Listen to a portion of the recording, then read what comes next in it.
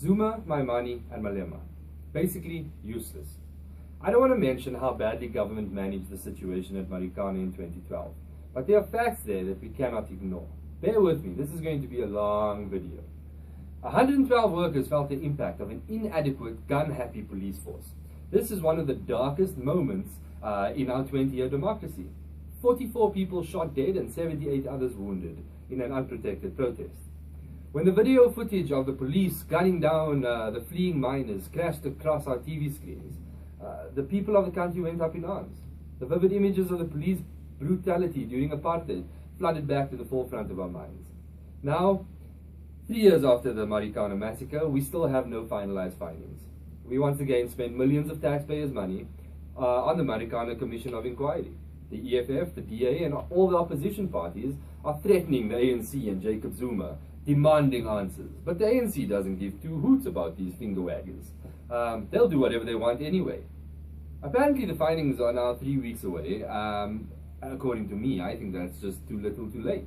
In August 2013, a year after the Marikana massacre, funding for the legal representation of Marikana victims at the Farlam Commission, appointed by the government to investigate the killings, appeared to be in jeopardy. You see, Dalim Pofu, the lawyer that was representing the 270 Marikana striking miners, lost 2 court attempts to compel the state to pay the legal fees for the miners. The miners couldn't afford to pay their lawyers. Despite the massive impact of the massacre on our economy and the global reputation of our country, the courts ruled that the government won't have to pay for the miners' legal fees. Again, private citizens had to club together in an attempt to help these people find justice for the senseless killings. Wait for it, when our president was being prosecuted for corruption in his personal capacity back in 2009, what did the ANC government do? The taxpayer had to fork out 10 million rand to cover Zuma's personal legal fees. Is that fair? What about in Nkandla?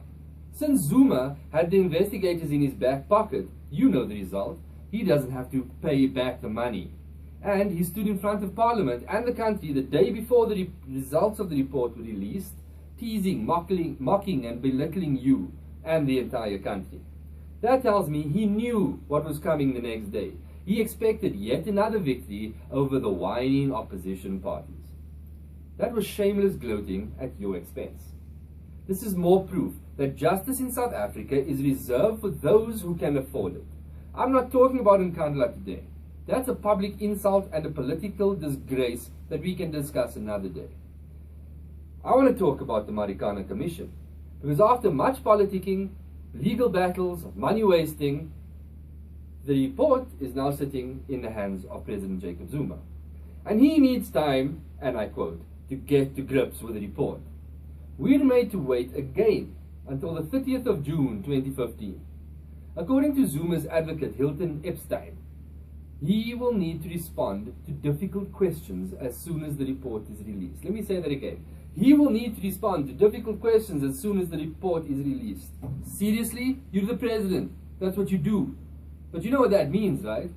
While we're waiting, Zuma needs more time to make up more excuses and dig through the depths of our constitution and legal practices to come up with a story, just like he did with Nkandla. This is happening while miners' families sit by and wait. They wait for Zuma to address the fact that the South African police, under Zuma's watch, killed their brothers, their fathers and their sons. I wonder if Zuma, the day before he releases the results, will parade around like a pompous peacock saying, Marikana, Marikana, Marikana, like he did with his Nkandla impersonations. But maybe you think Malema will save you. If that's what you think, good luck. Maybe Maimane. No. I want you to read an excerpt from a newspaper from the North Coast Courier. Basically, this is what it says.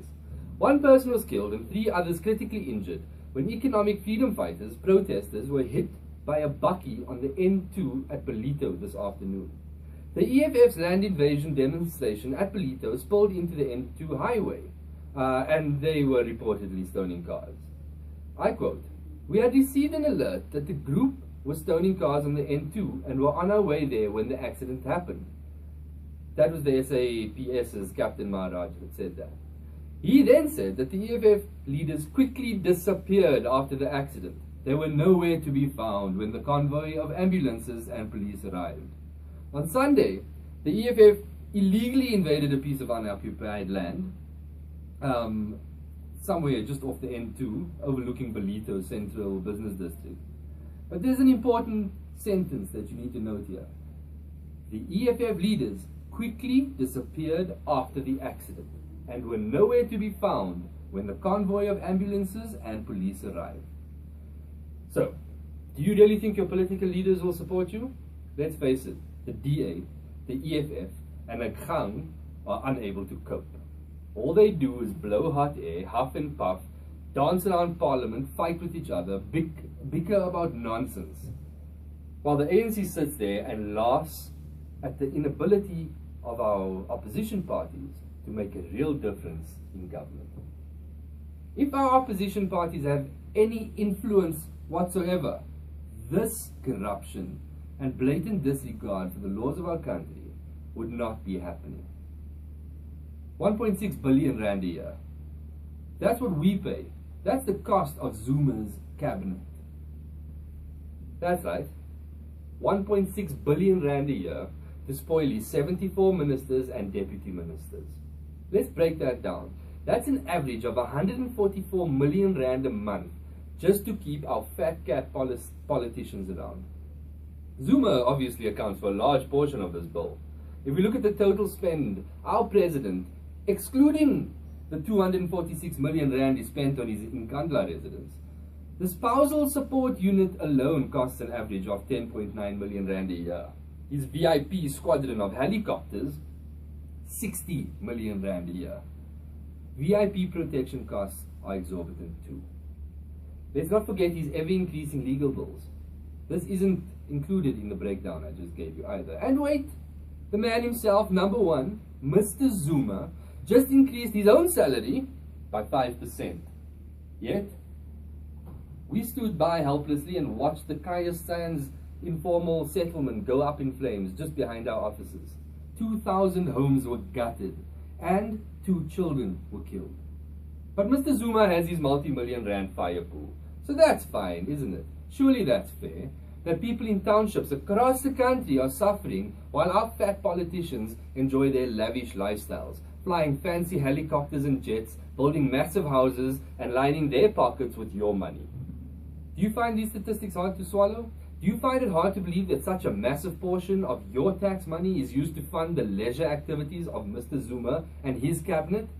Well, how about this headline from the media? Zuma's new VIP jets will cost us 2 billion rand. Now, I want to stop talking about a president for a moment. I want to ask you to do something controversial. I want to ask you to do something unexpected but self-fulfilling. I want to encourage you to stop looking to government and your politicians for answers. They've proved over and over and again that they don't care about you. They don't care about your neighbors. They don't care about your family.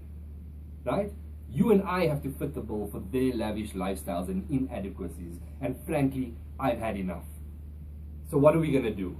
Well, create a lifetime of income for yourself and support the people in your community. Right now, there are literally millions of South Africans just like you. You've all worked hard your entire life.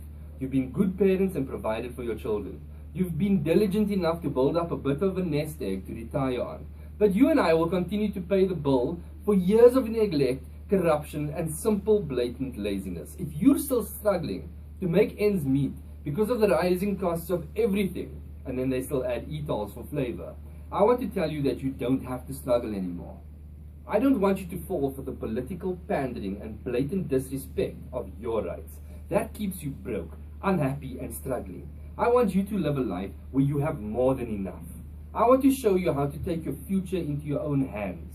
It's not going to be easy. The money won't just start flowing immediately, but it will start coming in. Gradually at first, and then the flow of cash into your hands will gain momentum. Soon you'll have multiple income streams filling your bank accounts.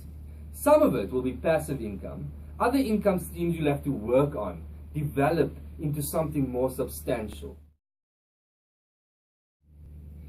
The important thing is, you won't be working for a boss or depending on government for anything. You'll be making your own rules and setting your own hours. Most importantly, you'll have people working for you.